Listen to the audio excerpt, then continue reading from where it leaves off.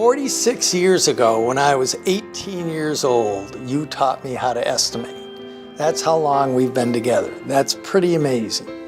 And you did a great job. I'm still telling everybody what the price of everything should be. I was working for another contractor in the city, and he actually came to the site to interview me, which was very impressive. And if anybody would do that, how can I not go to work for him?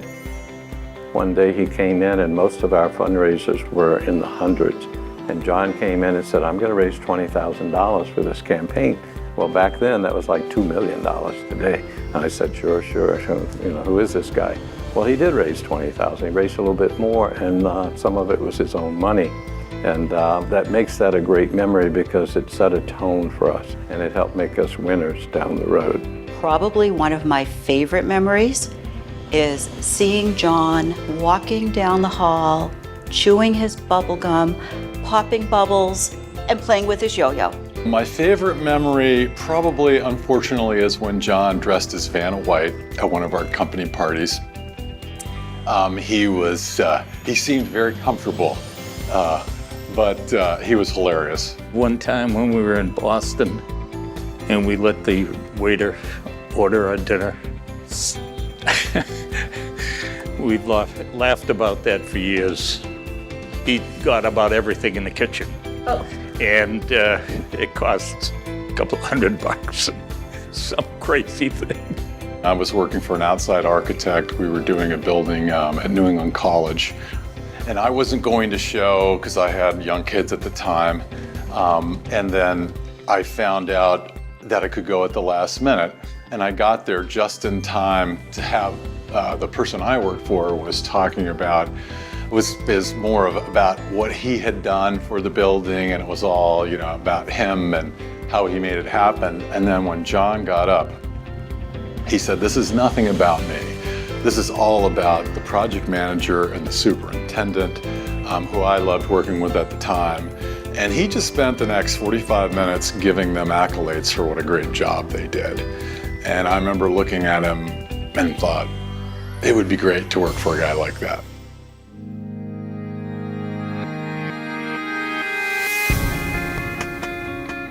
Herb Stebbins asked me to put together a plan to make our company stronger and a little more profitable. And when I came up with the plan, the first name at the top of the plan was John Samenfeld. When I think of John's impact on the company, I go back to the beginning, when I started in 1980 with John. And at that point in time, the company was doing roughly $4 million a year. We do that now in a week, which is just crazy. So the company has grown a tremendous amount, and that growth, along with all the employees that go with it, is in large part a result of John's leadership. Well, John's contributions to PROCON's success have been too numerous to list, but I think his greatest contribution was his early embrace of design build as a construction delivery system. I sit here in the Herbert Stebbins conference room, part of the architectural division, look at all the architects and designers we have out there, and from that idea came this amazing design part of our company. The biggest impact John had on me while I've been here over the past 5 years is just being a great manager. I always felt like he had my back, and because of that, this has been one of the single best work experiences of my life. His steadfast leadership has been very instrumental to me and to PROCON. He'd fly off the seat of his pants at certain times to always show that there was a different way out. There was a different way to attack a problem. You know, you were given a project and take it from here and let's design this, but always to take a step back and say, well, look, would it be more efficient to orient the building this way? You know, it's not too late to change. John showed me the value of a client's time, that it was important to get back to the client quickly, with accuracy on our bidding, and the clients really appreciated that. I think John instilled that upon all of the estimators, in our department and in the company. He said, Dave, it's not done until you look at it and you know that it's done, and it's not done right until you can put your name on it. John was very good at recognizing hard work, and he appreciated the hard work. So that's pretty much how a lot of us in the company have grown. He has one of the most positive attitudes I've ever seen at PROCON, and I think that's helped to make myself, as well as others around here, follow his lead. John is really a true leader. He's somebody that can see something that needs to be done, that can be done better, and he buys into it. So that's been a tremendous contribution, and something I never really tell him, so I'm glad I get a chance to tell him that he's had an imprint on everything we do, every subsidized program that we have.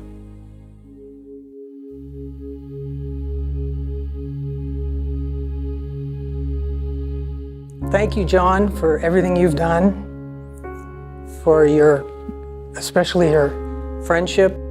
As your career comes to an end, please know that your influence carries on.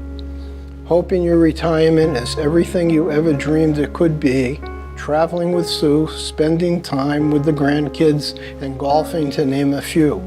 And remember, you will be missed, but never forgotten. Love you, bud. Just enjoy your family. Enjoy your family, all your friends. Enjoy every moment, every day. Just be happy, be healthy, and be good to your neighbor, which you always have been, so nothing new. John, enjoy your time with Sue. It's a very valuable time. You've given so much to the PROCON family that now it's time to give to you and your family without the pressures of PROCON, which you never seem to have pressures because you just took it all in stride.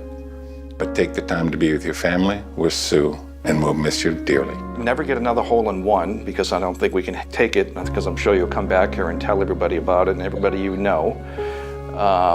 Just kidding, but I hope you do, but we'll all never forget that experience. Don't talk while people are putting too. That's another very important one.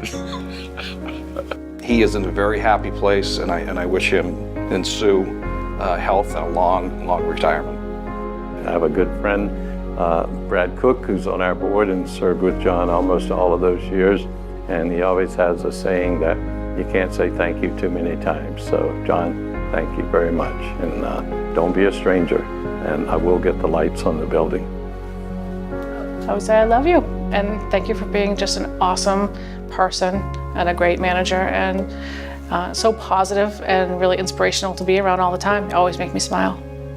I'm grateful for all that I've gained here and all the years I've been able to support my entire family through PROCON and all the other people. So just thank you for all you've done and your leadership through all these years.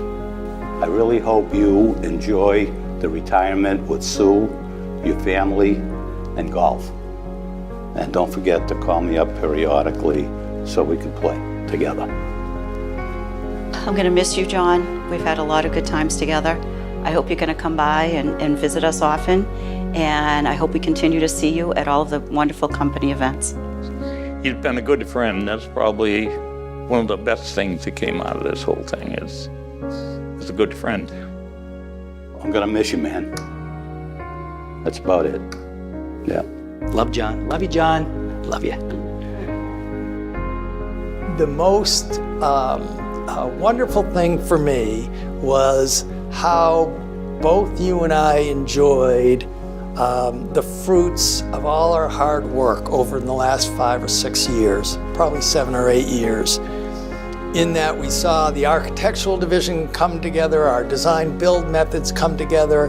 We saw so many people who have worked for us for 20, 30, 40 years bloom and blossom into this company that is really a major player in the construction and design industry in all of New England, not just Manchester and New Hampshire, not just New Hampshire, but we're kicking ass in Boston, we're kicking ass in Connecticut, and that really comes from you and I working so hard together to grow this company over the last 40 or 50 years. For that, I love you. I will always love you. You're an amazing person, and I look forward to staying close to you for the rest of our lives.